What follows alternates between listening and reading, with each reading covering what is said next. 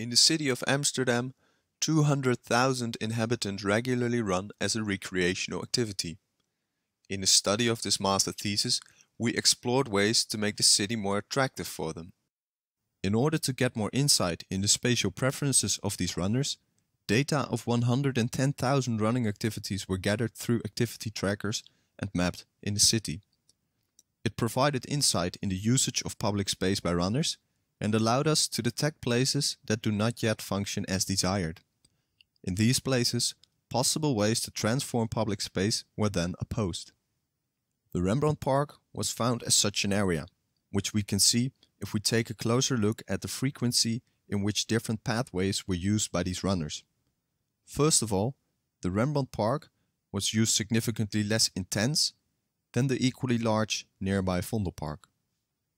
This contrast increases when we look at long-distance running activities in specific. These were activities longer than 9 kilometers. What we see is that these runners rarely passed through the west side of the Rembrandtpark. Also, hardly any of these long-distance runners performed multiple laps within the park itself to get to their long distance, something that did happen in the equally large Vondelpark. Furthermore, in the evening, during dark hours of the day, we see activity shifting away from the west side of the park towards roads that actually lay outside of the park. The nearby Vondelpark was in contrast used very intensely when it was dark outside. These data findings were further explained by the results of a series of interviews with people that had experience with running in these parks. They often mentioned that the west side of the Rembrandtpark was perceived as unsafe in the evening and that the park was also experienced as being too small.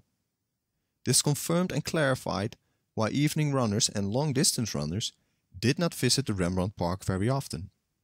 Based on these findings, we opposed structural transformations in the park that could benefit runners and many other users of the park. In this plan, the park's pathways would be stretched to the edges of the park to literally enlarge the park's usage to its full extent, and simultaneously make the west side of the park connect better to its surroundings. This allows runners, cyclists and pedestrians to naturally pass through the park, where one large lap surrounds an open central body of water.